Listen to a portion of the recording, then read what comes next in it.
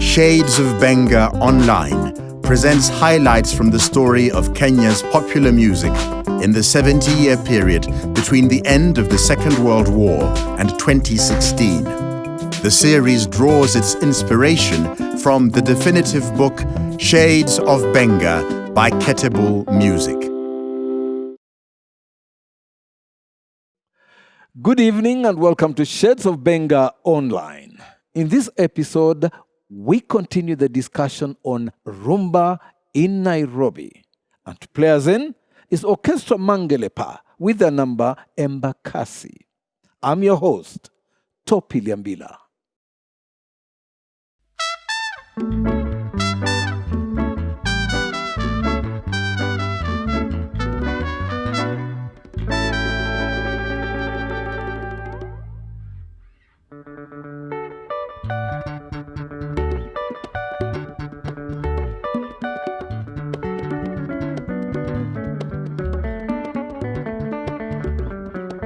Ikala salama maya awangana kei libela te mayo yo mawa na banginde sima osala soni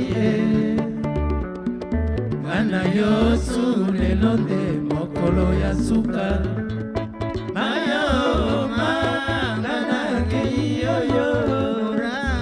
sungano bina embakasi wanja ndege usivunjike moyo maya yo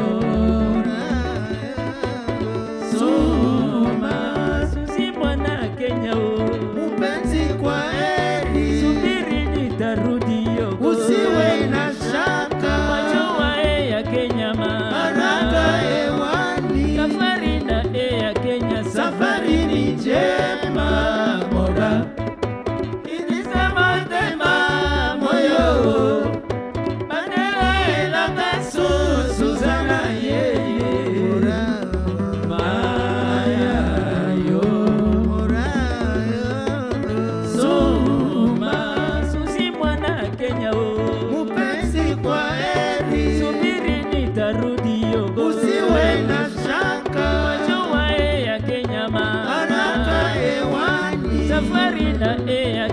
safari ni njema moda inizama tema moyo badala ela kaso suzana yeye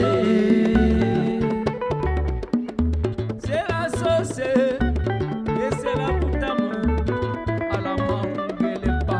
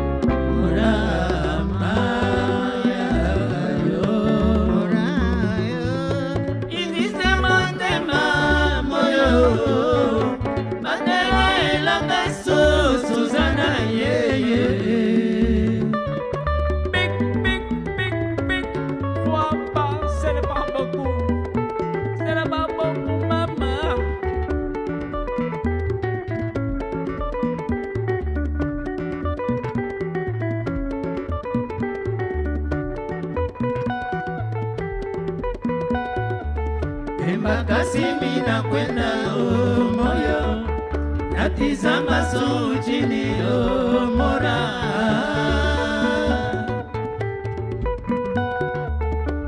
ngana kei maina misana kolela yo embakasi sona seya miso etoni embakasi mina kwenda na maya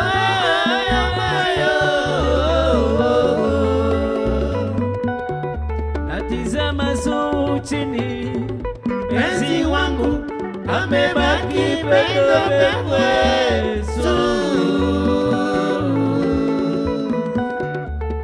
Embakasi mina kwenda moyo, natizama juu chini mora.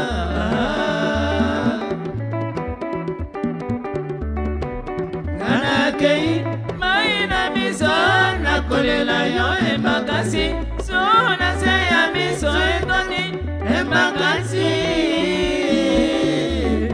Mina kwenda na mayo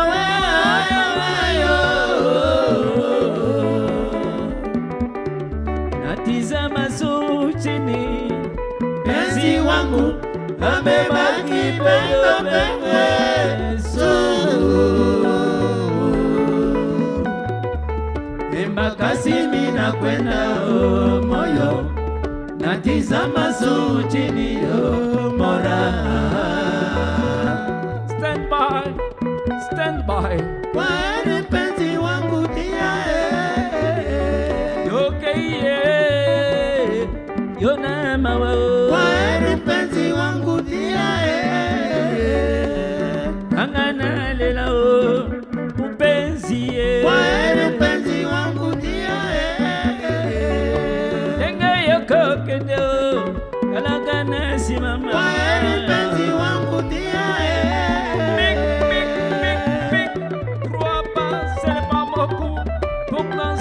et pour pratiquer la danse, manque les pas, let's go. Baraza secoué.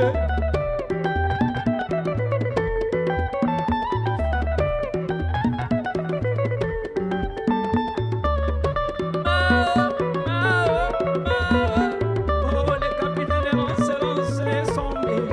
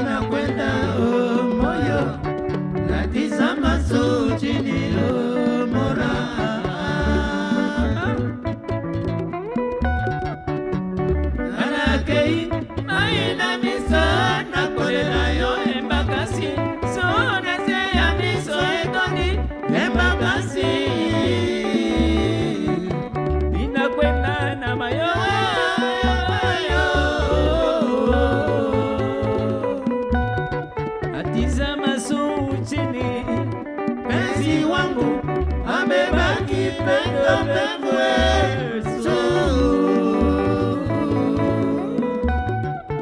Embakasi mina kwenda moyo, natizama suu chini mora.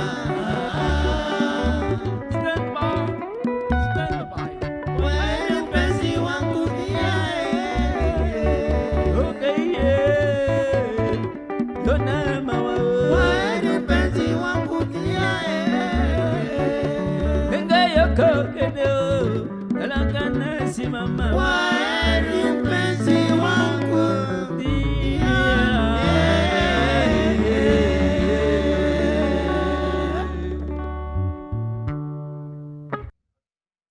That was Embakasi by Orchestra Mangelepa. In our 8th episode tonight of Shades of Benga Online, I'm joined by another very interesting panel to discuss Rumba in Nairobi. We talked about the arrival and settlement in episode 7, but episode 8 we're going to look at how Rumba spread out and what effect it had on us. And joining me on this very critical panel today, we have got Andy Akisia, a writer of prose and theatre with the latest work, Written on the Body, which premiered in Nairobi in 2019. Also part of the panel tonight is Tabu Osusa, the executive director of Ketable Music, and also the co-author of Shades of Benga, the book. Another member of the panel tonight in episode 8 is Parsalelo Ole Kantai, a writer and journalist, formerly editor of New African, and recently had a collaboration on Who Killed Kabila, a historical investigation on the Congolese leader. And now today you're coming in as a Rumba enthusiast. Yeah, Rumba enthusiast, but also, somebody who is very interested in chronicling a certain period of Kenyan, East African history, social history, especially of the 60s and 70s. Okay. So, well, interesting, of course, we have had, in the 7th episode, we talked about the arrival of the Congolese and how the music influenced the Rumba in Nairobi. And we are talking about Rumba in Nairobi, this second edition of the topic Rumba in Nairobi. And you guys, I would like to hear from Ole Kantai and Andia. As fans, how did you guys get into Rumba, Andia? My first contact with Rumba, I guess, was at home with my father's record collection. And there were 2 albums he played most often. The first one was the memorial album for Bavo Marie Marie, who died in 1970. And the other one was Tabule at Festac from Lagos, 77. I can't say that I was a big fan of Rumba at the time. Like, you're young, you want something that's cooler, more modern. You want Michael Jackson or something like that. So it was a background to my life, which I just heard all the time without really thinking about it or liking it. Certainly, I don't think I liked it very much. But later on, it just became a staple in my own life. And I began to buy my own records and to have my own experience of Rumba that was different from my father's, more 4th generation musicians. But the soundtrack of my childhood was Congolese music. Congolese music. So, Ole Kantai, Rumba music in Nairobi. Well, I'd say that just in many ways, like Andia, it was the soundtrack to my childhood. Listening to, first listening to all the bands that used to play on national service. Baraka Munshe, especially, for some reason, just continues to stay in my head. But, and then in later years, my father, who nobody had ever suspected of being a Rumba fan, has a midlife crisis and goes and opens a club in Kitengela, and has a massive collection of Rumba albums. So that was really my initiation. Wow. It's very interesting though. We never listened to national service. The radio was never on in the house. Okay.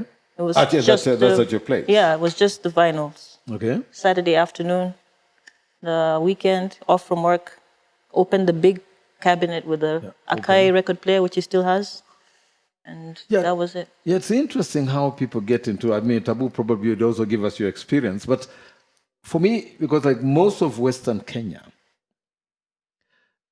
the rumba we got was on radio, and that was Radio Congo. It wasn't local. Like even it was not even about local radio.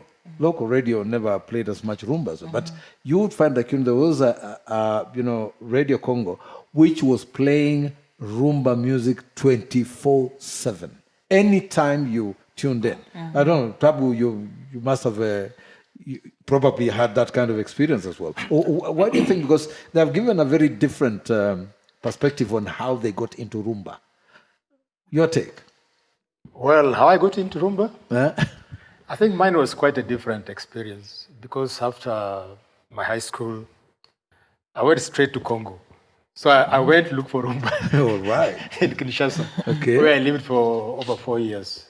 That is in the the mid-70s. Okay. And when I came back to Nairobi, actually, I co-founded one of the rumba groups, Orchestra Virunga, Yeah. along with the Samba Mapangala and Fataki Lokasa. So actually, many people thought I was Congolese, actually. Oh yeah, of course. I mean, yeah, and of course, yeah. Just for the viewers, So- maybe who are just joining the show, Yeah. Tabo Susa is actually very fluent in Lingala. I mean, when he speaks Lingala, you think he's one of the. So it's not even like. Well, I had no Yeah. choice. When I was in Kinshasa, that's the language you speak. Oh, yeah, of So I had to course. learn Lingala. And I mean, I'm just laughing because when I came back and I said we started this band, and I could see all this fight between Kenyan musicians and the Congolese musicians, and I was caught right in Right in the middle, yeah, in the because you are being seen as a sellout from the Kenyan perspective, isn't it? Well, I'm not really that, but they were saying, is the guy Congolese or is he Yeah. Kenyan? So I Right. wanted to support my fellow Kenyans, but I was also working with the Congolese group. I mean, though I always said Virunga was not fully Congolese because most of the members were also Kenyans. Yeah, Okelo. Yeah. But, no, Okelo was earlier. That's Lekinua. That's Yeah, you know, Virunga. Virunga morphed out of. Yeah, No, we'll talk Samba about that moved sometime. out of Lekinua. Out of Lekinua. And we started Virunga. All right. Yeah, no wonder there was that variation in Malako, one of their hit songs, and then Samba goes Malako Disco. Yeah, in the 80s now. Oh, right, in the 80s. In the previous episode, we spoke about the arrival of the Congolese and how they affected, how they interacted with the other bands within Nairobi. Tabu, probably you take us through this, maybe you're in a better position. When the bands came to Nairobi, and some were individuals, actually, it was not even like a full band. Some came as bands, some came as just individual musicians. What was the main, like when they came here, what exactly were they looking for?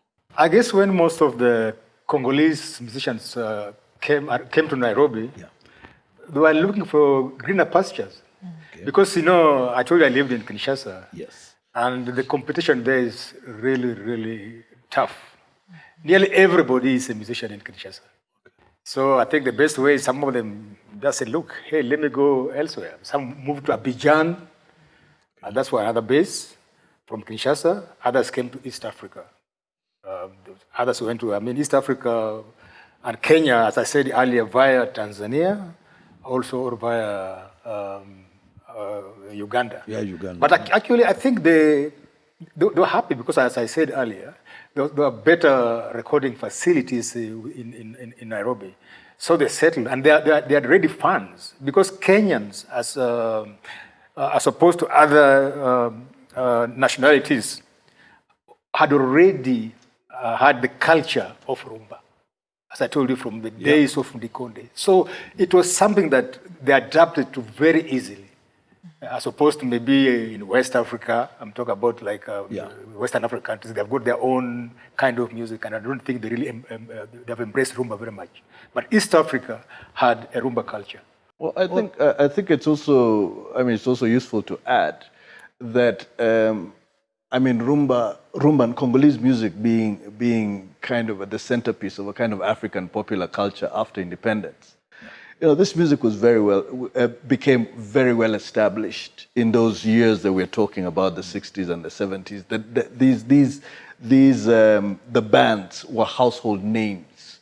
By then, I mean, I remember now later in the 80s as a kid, encountering some of those names, not in the music, but actually in books. You know, there was a children's children's popular series called Moses, the Moses books written by Barbara Kimenyi, and you know, Franco and the Congolese rumba was cited in the book. A major backdrop, you know, a constant backdrop of the book. So this was very much part and parcel of kind of popular, especially East African culture. So yeah, I'm agreeing with Tabo that there was really not much need for a big introduction. For a big introduction, right? Orientation or anything. Yeah. So the other thing was also that the bands traveled.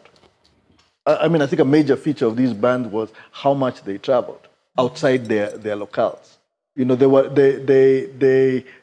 obviously there was a big scene in Kinshasa, but they were all over the place. As we take a break, it's over to Orchestra Mangelepa with their song, Aoko.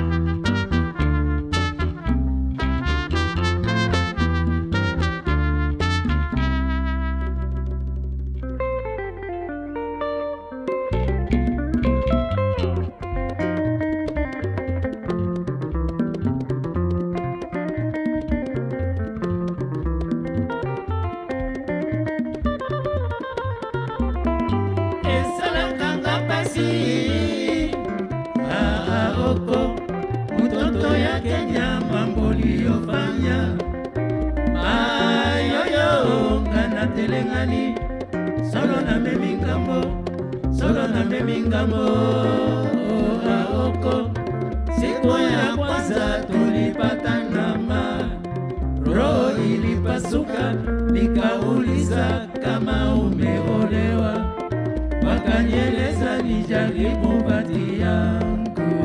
Memeka chance na bala yo Aoko mwana Kenya vo.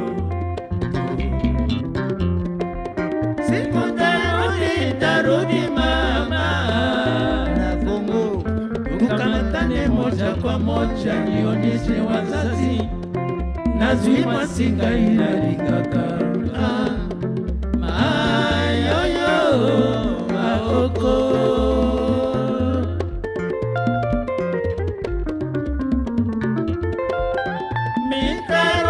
Tarudi mama, niulize ulimwengu Aoko uko wapi?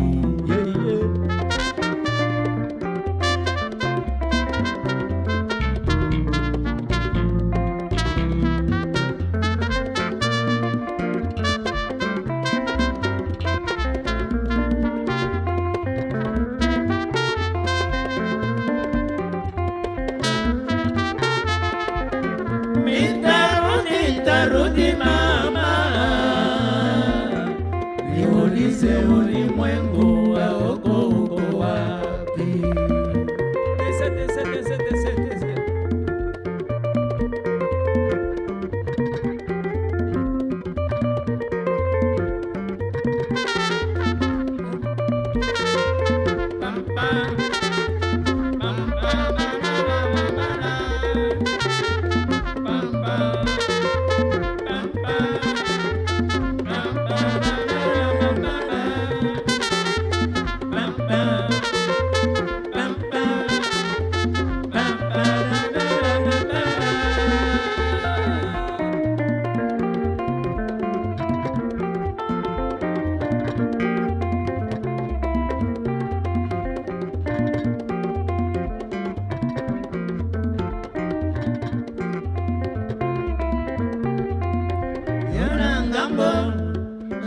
Toko pepana malekima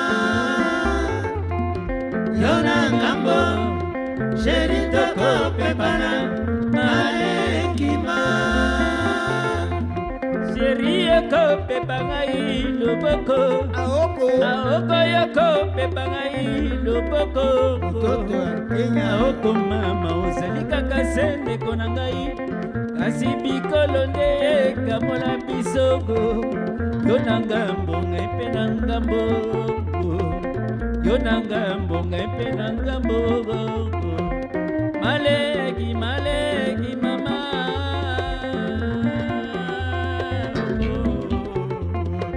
Yonanga mbongo. Sheri toko pepana. Maleki ma. Yonanga mbongo. Sheri toko pepana. Maleki ma. Descendez, au moins clair.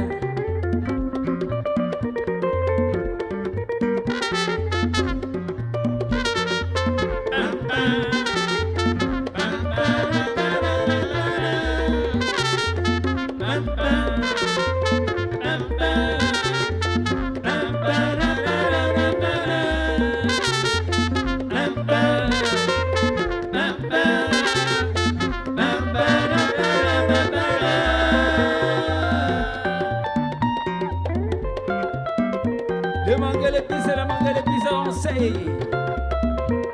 Oh qui mangele pas.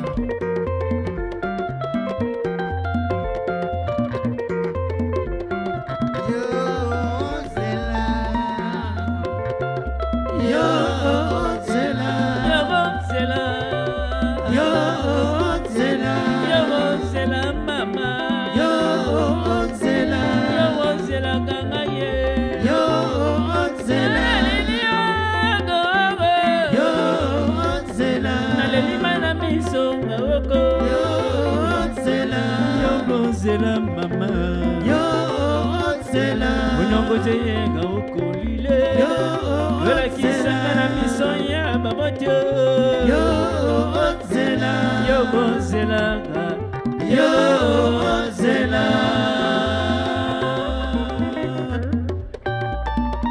oyo ezali tuba ngo mitema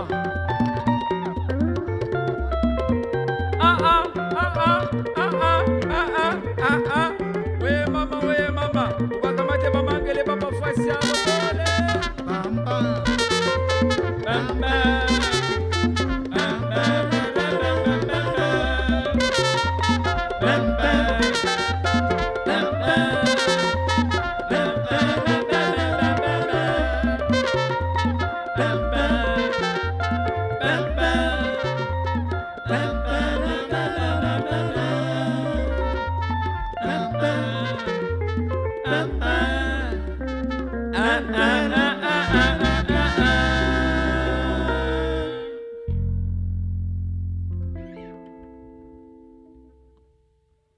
That was the song Aoko by Orchestra Mangelepa.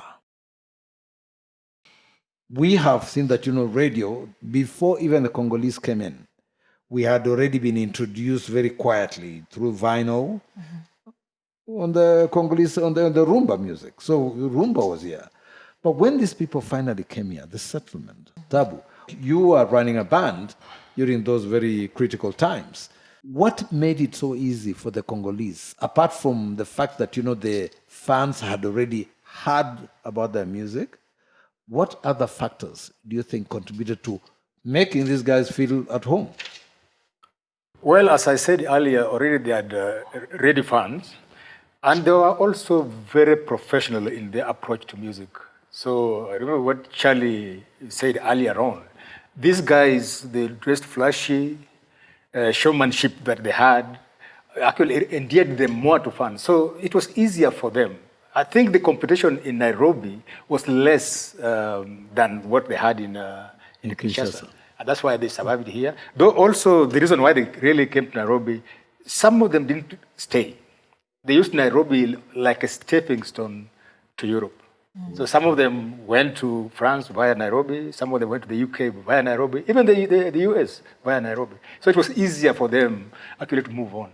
And even as I speak today, there are very few musicians who are still left who came in the 70s. Unfortunately, some of them passed on. And in fact, if I have to maybe mention a few, I think there was a band like Boma Liwanza. Yeah. And I think Shango Lola is still alive, and Yeah, it's Shango in Lola. Nairobi. Yeah. I think it's the oldest Congolese maybe in town. And I think also Frontal, Tabu, the one with the Vundumuna, because they came together with the band, Boma Liwanza. Manglipa are here. We call them the last band standing because they are the only complete group still in town. Okay. Most of the Spamazembes, I think they all, unfortunately, most of them passed on. Most of them passed on. Yeah, of course, I know Dido Longo's son, Disco, still runs a band called Bana Mazembe. Bana Mazembe. Yeah. Who else is in town? Samba moved to to the US. Samba Mapangala moved to the US. Abdallah Majo of Lekinua also moved to the US. The only member from Lekinua around, I think, is Bibi Lay. Well, most of them have gone. They either gone to Europe, passed on, and it's a new era, a new era, and a new generation. When we talk about club scenes, like in Nairobi, because that's where most of the bands were coming to. We cannot say, for instance, that the club scene in the 70s and 80s, the same club scene we have today. No, yeah, it's true. What changed, or what can you say, like say Tabu, about the club scene of the 80s, 90s, and today? Well, and how it contributed, or how it, how it has contributed or killed Rumba music in Nairobi. Topi, times change.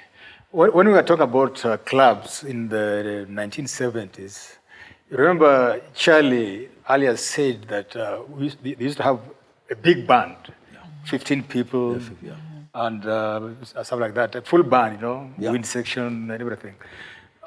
Later on, when disco was introduced, it was easier for the club owners just to employ one person playing a disco with vinyls or CDs when the CDs now came and cassettes. So they did not see the need to employ so many musicians.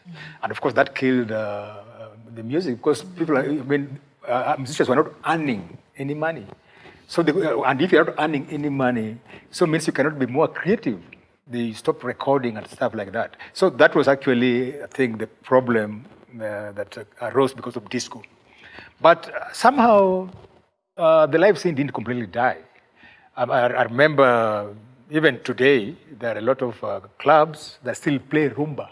The good thing with the music, to me, is like fashion. The 70s was live band. Then towards the end of 80s, it was more disco. And I believe right now... 90s again towards the end again, go back to the bands. People who really love music are going back to the live scene.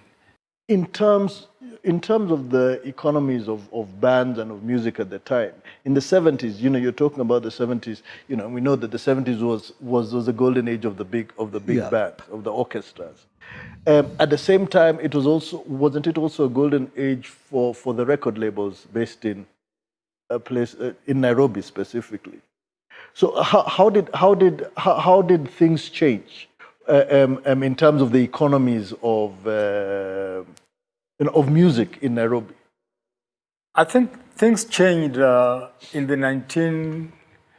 mid-1980s when most of the multinational labels left. And that was mostly due to piracy. Okay. So they could no longer, sustain the market. When cassette was introduced, it was so easy now to pirate music, the music. These guys could not really make ends meet, so they closed shop. And I'm talking about EMI left. I think they're the first to leave. And then CBS left. And I think the last to leave was Polygram. But it all happened very quickly. It happened from, I think, mid-1980s. 1985, things went down. Yeah, when cassettes came in, I think in the 80s, when cassettes came in and Andy had decided that, she can entertain herself locally, in the house with the music from Ole Kantai. Why would I want to go and buy a record, a vinyl from the shops, when I can get your CD or your cassette and dub the same, or even on the radio? And piracy becoming an issue mostly in the 80s. You didn't really have cases of piracy. With the cassette tape, right? With the cassette. With the cassette. With the cassette. But you barely had any issues of piracy with vinyl, did you? How would you pirate a vinyl? You cannot make another vinyl. Because either I give you mine, which I will not give. Yeah. Or I tell you, no, go and buy yours at Arsenal's or whatever the shops in town. But you see, when the multinational labels left, although technology kind of improved, but also that was the time when independent producers also came into the scene. Oh, yeah? And these independent producers, by the way, they were not really professional. Oh. Yeah, you see, like multinational labels like Polygram, they could give you a loan to buy instruments, they give you money to for rehearsal, then they pay for your recordings. And royalties were regular as well. Yeah, exactly, promoting the music. So it was done in a professional manner. But the independent, the indies as we call them, they're not bad, but it's a business that they didn't know. So it's trial and error. They are not professional, they record any stuff that comes, which was not done, during the Polygram days and the EMI days. And of course also the clubs, as I said, since the clubs were not sustaining the musicians anymore, you couldn't go and record as a big band. As Andy was saying, now the bands became smaller and stuff. And meeting the basics. Yeah, so... And technology. In the mid-1980s, things went down south. If I may just go into that a little bit, because I'm very fascinated about the period when there was when you had the international labels. So and the life of artists. You could make a living out of being an artist without, and it was a good living. Even in a big band, a sizable band. Yeah. Because you got your money from because you had regular performances, regular gigs, and people used to pay. And then also you relied on the royalties from record sales. So because there was no piracy, you have a hit record. You'll make money. And when the records are hit, and people like the top 10 for 3 weeks. Exactly. So then you can go to all these gigs. You can go to the shows, the SK shows, and it was paying. Yeah, and obviously your stand will be packed. Yeah, exactly. So there's more paying heads there. And so Rumba today in Nairobi, how has Rumba survived? Rumba survived because it has its own fans, very loyal fans that will always go out to the clubs. The only unfortunate thing that mostly in clubs, I don't see people actually like paying entrance fee. To the clubs, So sometimes they have to get money out of the beer sales, they get a percentage. So I don't think just in Kenya, but everywhere, really. The music has changed, as I said earlier, that the big bands are no longer there. And going out has also changed. And going out has changed. The way people go out, like the clubs like Visions or Bubbles that were here in the 80s. Is there anything like that left? People where you go to a club, you pay cover. Yeah. It's much more of a formal outing. Yeah, formal outing. And now it's just you go to a bar with a DJ. That's why? What went wrong? Because Tabu, I mean, let's look back. Like I remember, fine, in the 70s, even if you saw people, you would know these people are going clubbing because of the way they dressed, the way they got. But these days we are walking around in town, and the way you are. In the 70s, you'd be caught dead going into for a lady to go into a club with a t-shirt and jeans. But today, no, they do it. It's no big deal. No big deal. You had to go. You had to go home to change. Ole can't I? Generally speaking, I think it's just the informalization of life, and also the retreat from the CBD. I mean, when we grew up, you're talking about going out, but going to town was a mission. You dressed going to town because town was the center of business. It was where everything happened. You dressed up in a certain way, and you went to town to do your business or to work or whatnot. when you begin seeing, and this happens during, during structural adjustment, austerity, when you begin seeing town losing its kind of primacy as the focus of city life, and the city beginning to sprawl, and places like Westlands beginning to take over in Nairobi, other satellite towns in the late 90s beginning to establish themselves. Life begins to get more and more informal. So I think that was very much a factor. I'm trying to remember the kind of moment when places like, for my generation, a place like Bubbles, Carnival, were right at the center of visions. Right at the center of nightlife. Yeah, Florida. I'm just trying to remember how this thing, it just becomes increasingly defunct, and people are, it's also probably part and parcel of, the pocket and economy, and people are like, listen, I'll just stick around at the local, and the local becomes the neighborhood focus. Local becomes the center of life, and people are now going in there in sandals and shorts. Yeah, because it's a local after all. You just exactly. just nip into the band, have a beer, and you go home. Then the owners of the local become innovative, and they're like, okay, fine, we're going to start bringing the band here. Okay. So you no longer need to go to the band. To town to be to the band. Yeah. And also, I don't know, there was this also, I think, like the older generation, kind of like what you're saying about the locals, they went out of the CBD. You remember, Topi, a major feature of 1990s Nairobi was security, or rather insecurity. Oh yeah, and insecurity basically gutted the CBD. There was literally capital flight from the CBD, because security could not be guaranteed and so on and so forth. It's only actually quite recently that the CBD is getting repopulated. This is a phenomenon of the last maybe 10, 15 years, when actually business associations working with the city council, cajoling the city council, persuading the city council to do something about security, working with the police and so on, so that the CBD now becomes taken over by groups like, what are these guys called? Nairobi Business District Association, NBDA, you remember? The Nairobi Business Community. Yes, exactly. Well, not business community. Business association, which now start, almost street by street, they're beginning to organize security, they're beginning to organize just basic things that in the city, before the kind of mid 80s breakdown of so much of order, these are things that people had taken for granted. Yeah. Wow. So, like life, I think these were major. These are very big kind of overarching reasons why you get cultural change as well. Yeah. In the city. People stop going to town. What I can say, probably my final word is that Congo used to be the powerhouse when it came to music in Africa. Mm-hmm. I think right now it's not. It is Nigeria and South Africa. Might it not be,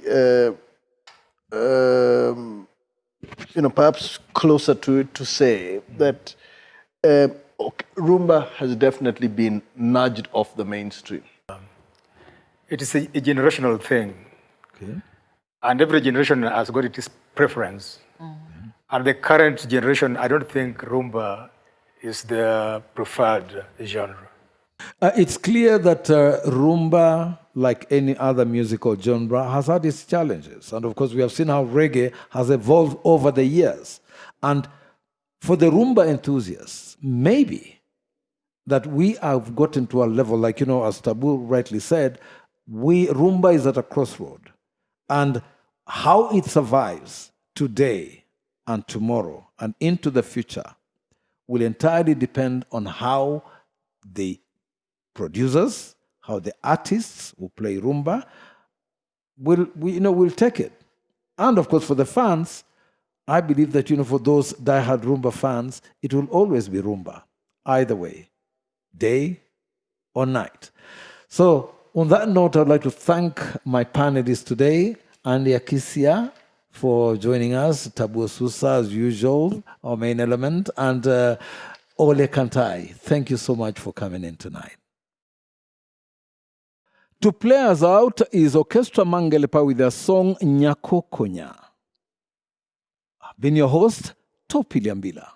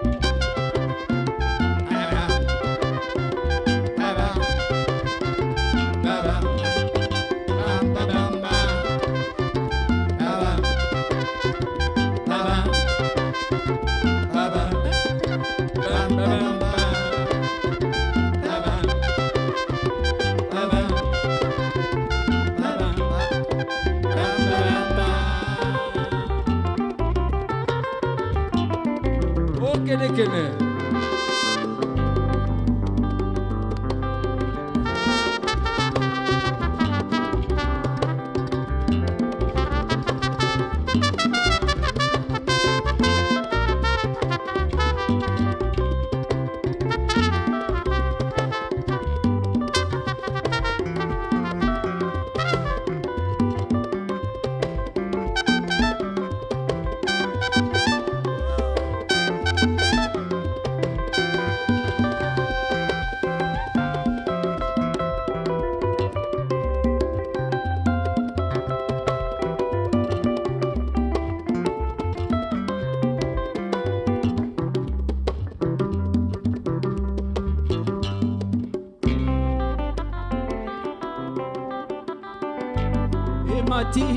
Mati.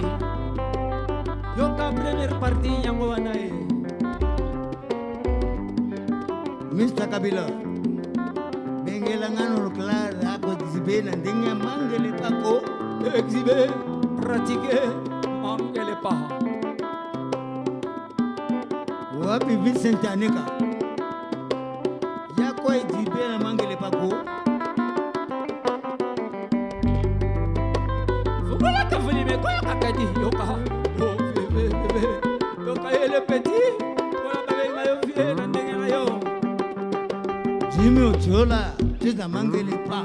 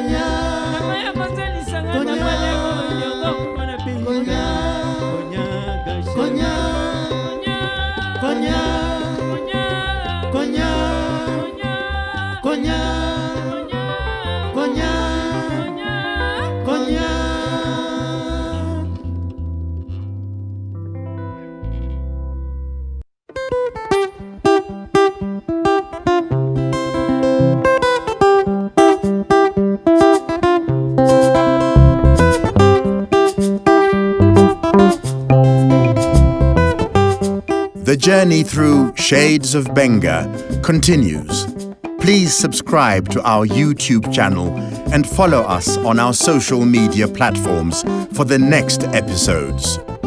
Shades of Benga, the book, is available in all leading bookstores in Kenya.